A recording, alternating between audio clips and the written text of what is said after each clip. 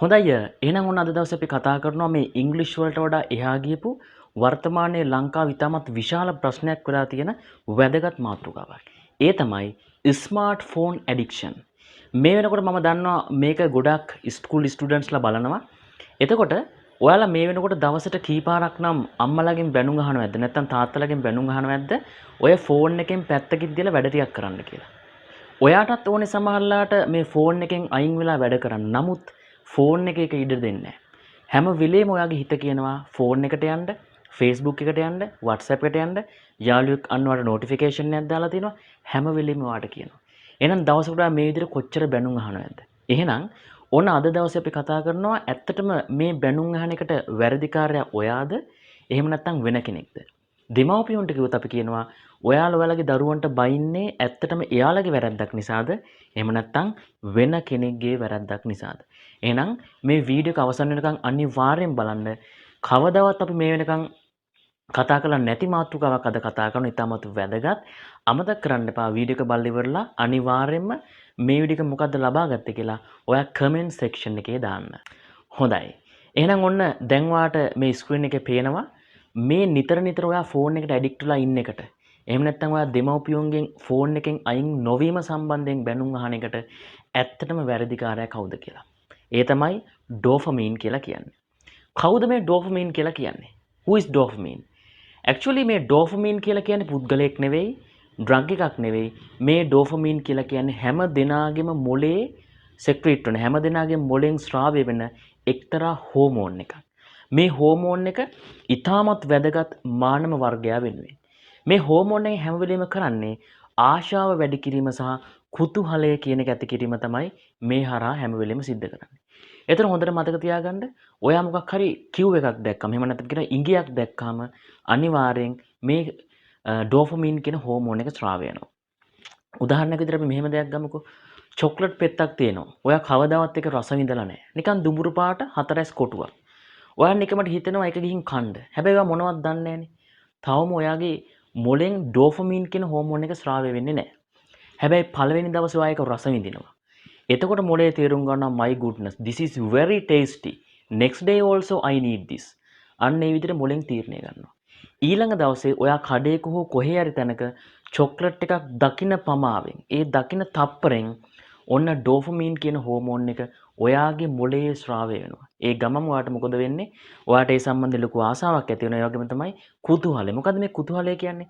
එදා කාපු චොක්ලට් එකෙමත් දන්නේ නැහැ. ඊට වඩා වෙන රහක් තියෙන එකක් දන්නේ නැහැ. කොහොම හරි මම මේක කන්න ඕනේ.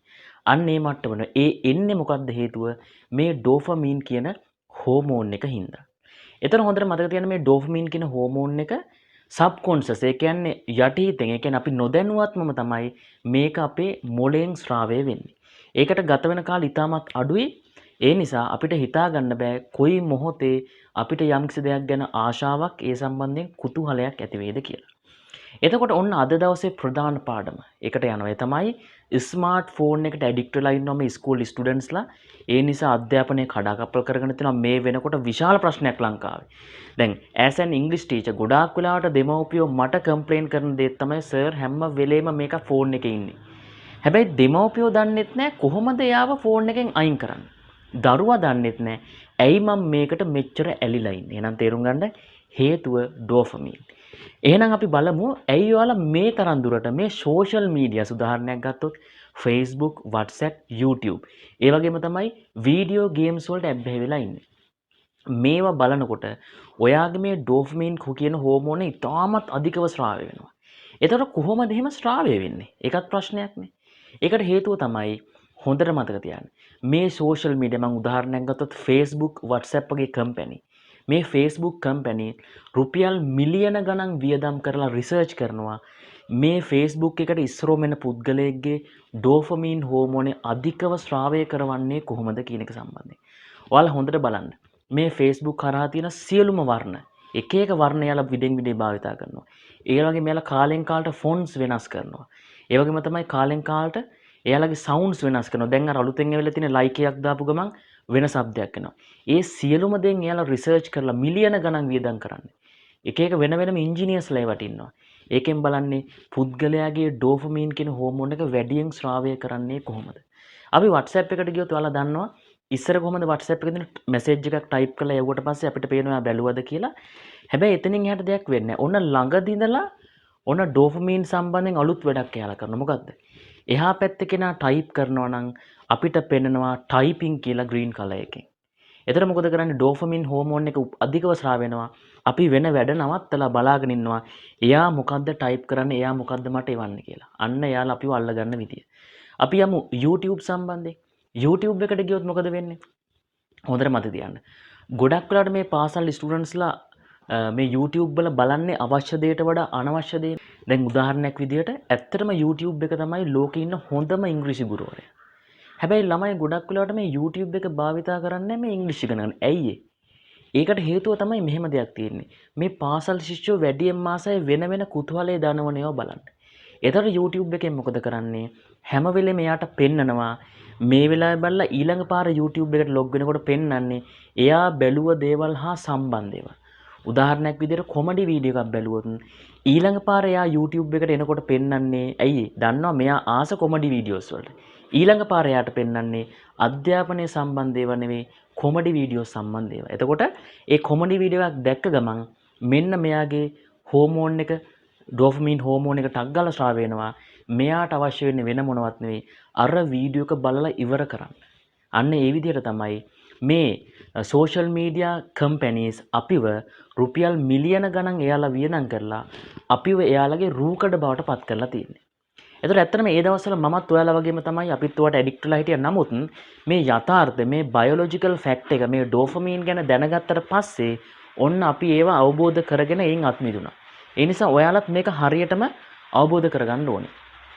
ඊළඟ කාරණේ තමයි කවුරු කෙනෙක් හිතන්නේ ඉංග්‍රීසි වලට ආසයි කියලා ඉංග්‍රීසි කියන සබ්ජෙක්ට් එකට. එතකොට එයා යනවා එයා ෆෝන් එකේ භාවිතා කරලා දැන් අපේ අලුත්ම මොබයිල් ඇප් එක. අපේ මිස්ටර් ඉංග්‍රීසි මොබයිල් ඇප් එක ඉතාමත් වැදගත්. ඔන්න කවුරු කෙනෙක් මිස්ටර් ඉංග්‍රීසි කියන මොබයිල් ඇප් එක යූස් කරන්න යනවා. එයාගේ ඩෝපමීන් ස්‍රාවය වෙනවා. ඒ නිසානේ එයා ඒකට යන්නේ.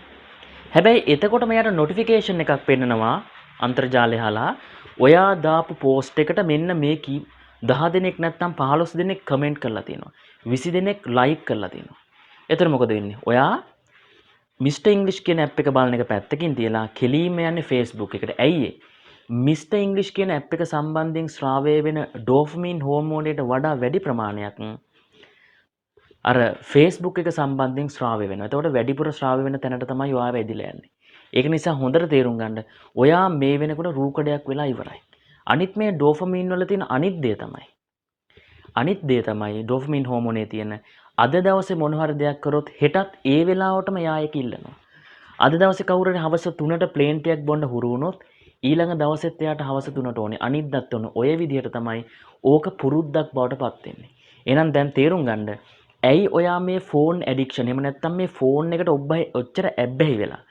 ඔය තන්දන් දුරට මේක නිකන් ෆෝන් එක නිතර අතේ තියාගෙන බලන එක පුරුද්දක් බවට පත් වෙලා තියෙන්නේ මොන හේතු නිසාද? මේ ඩෝපමීන් කියන හෝමෝන් එක නිසා. ඇත්තට මේ ඩෝපමීන් කියන හෝමෝන් එක නරක දෙයක් නෙවෙයි. නමුත් පාසල් ශිෂ්‍ය විදියට ඔයාලට ඒක භාවිතා වෙන්නේ නරක පැත්තට. ඒ නිසා ඒක තේරුම් ගන්න. එහෙනම් අද දවසේ අපි විශේෂ කාරණයක් කතා කරේ. ඊළඟ දවසේදී අපි කතා කරනවා මේ ෆෝන් ඇඩික්ෂන් එකෙන් අපි අයින් වෙලා අපේ අධ්‍යාපනයේ කටයුතු හරියට කරගන්නේ කොහොමද කියලා. එහෙනම් අද මතක තියාගන්න. ඔයා තමුන්ගේ අධ්‍යාපන කටයුතු හරියට කරලා ඉංග්‍රීසියම හරියට කරලා ඕ ලෙවල් වලට එකක් එහෙම අරගෙන හොඳ අනාගතේ හොඳ රැකියාවකට යනවද? එහෙම නැත්නම් මේ Facebook, WhatsApp, YouTube වගේ social medias වල රූකඩයක් බවට පත් වෙලා අනාගතේ අඳුරු කරගන්නවද කියන එක. Have a great day. ඔබ මෙවර O level ලියන ශිෂ්‍යයෙක්ද? එහෙම නැත්නම් ඉංග්‍රීසි ඉගෙන ගන්න උවමනාව තිබුණත් ඒකට වෙලාවක් නැතුව ඉන්න වැඩිහිටියෙක්. පාසල් ශිෂ්‍යයෝ, වැඩිහිටියෝ, වෘත්තිකයෝ මේ සියලු දෙනාටම ගැලපෙන හොඳම ඉංග්‍රීසි ගුරුවරයා තමයි Mr. English mobile app. අදම Play Store එකෙන් download කරගන්න. Mr. English, it's amazing.